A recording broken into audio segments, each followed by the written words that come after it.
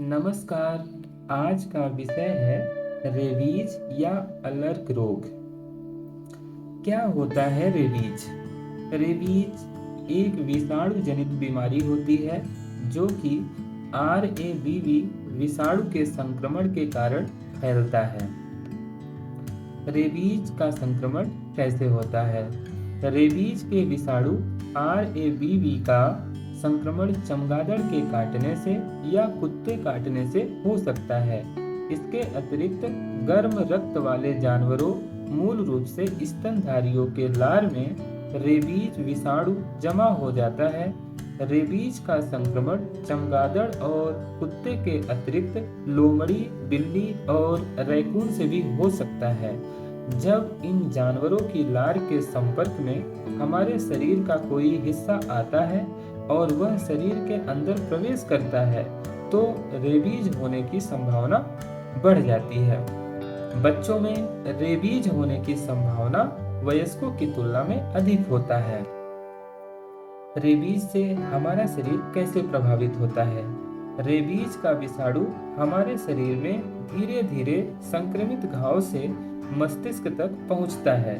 हमारी शरीर की प्रतिरक्षा प्रणाली से यह तब तक छिपा रहता है जब तक कि यह हमारे मस्तिष्क तक नहीं पहुंच जाता है।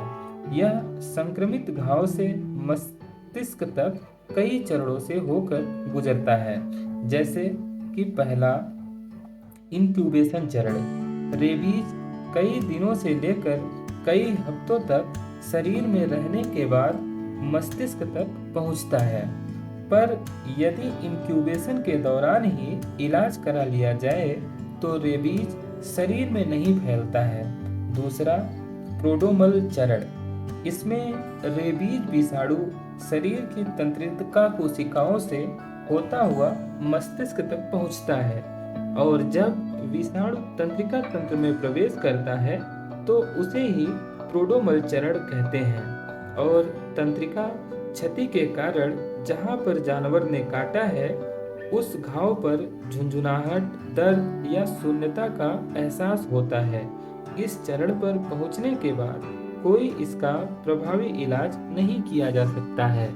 तीसरा, तीव्र तंत्रिका संबंधी चरण। इस चरण में आने पर रेबीज मस्तिष्क और रीढ़ की हड्डी को नुकसान पहुंचाना शुरू कर देता है और इसके लक्षण के परिणाम स्वरूप आक्रामकता, दौरा होने लगता है। कुछ स्थितियों में लकवा जैसा लक्षण भी दिखाई देता है। चौथा, प्रगाढ़ बेहोशी।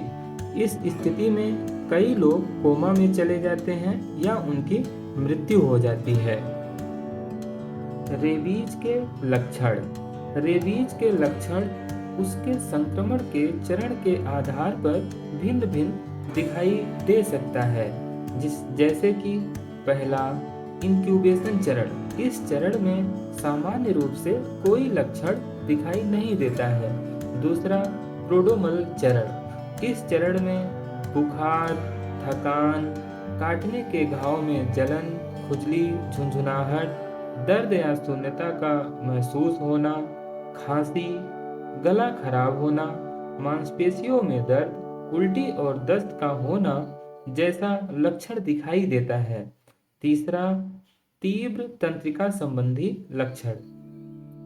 इसमें उत्तेजना या आक्रामकता, बेचैनी, दौरे आना, मांसपेशियों में ऐंठन या बुखार, हृदय की धड़कन तेज होना, तेज तेज सांस लेना, अत्यधिक लार आना, आंखों की अलग अलग आकार की पुतलियों का होना, चेहरे का पक्षाघात होना, पानी पीने में डर लगना, गर्दन में अकड़न जैसे लक्षण दिखाई देते हैं। रेबीज का परीक्षण कैसे किया जाता है? इसके परीक्षण के कई तरीके हो सकते हैं, जैसे कि पहला, लार परीक्षण। इसमें व्यक्ति की लार को प्रयोगशाला में परीक्षण किया जाता है। दूसरा, त्वचा बायोप्सी। इसमें गर्दन के पीछे के भाग से त्वचा को निकालकर उसे प्रयोगशाला में परीक्षण किया जाता है।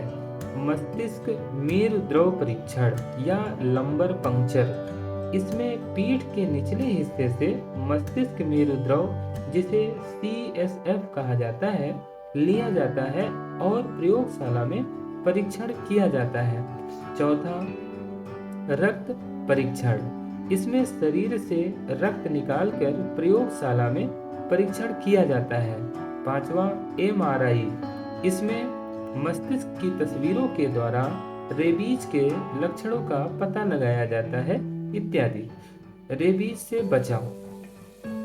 यदि किसी जानवर ने काट लिया है तो घाव को अच्छी तरह साबुन से साफ करना चाहिए। डॉक्टर की सलाह लेकर रेबीज का टीका लगवाना चाहिए। साथ ही यदि पहले टीका नहीं लगाया गया तो घाव पर सीधे एंटीबॉडी का उपयोग डॉक्टर द्वारा किया जा सकता है। यदि उपलब्ध हो तो 10% वाले पोविडोन आयोडीन घोल का भी साफ करने में उपयोग किया जा सकता है। रेबीज का उपचार। अभी तक रेबीज के लक्षण दिखने के पश्चात का कोई स्वीकृत इलाज नहीं है, पर यदि आप रेबीज विषाणु के संक्रमण में या संपर्क में आए हैं तो या जानवरों ने काट लिया है या खुरच दिया है तो आपको पोस्ट एक्सपोजर प्रोफिलैक्सिस या PEP की दवाएं दी जा सकती हैं। और यदि ऐसी जगह आप रहते हैं जहां रेबीज होने की प्रबल संभावना है तो आपको प्री एक्सपोजर प्रोफिलैक्सिस की श्रृंखलाबद्ध टीका लेना चाहिए।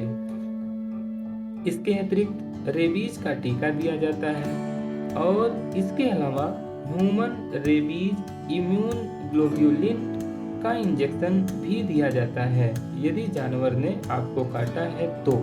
पर यदि यह इंजेक्शन आपने पहले से लिया हुआ है तो डॉक्टर द्वारा दोबारा से इसे नहीं दिया जाता है।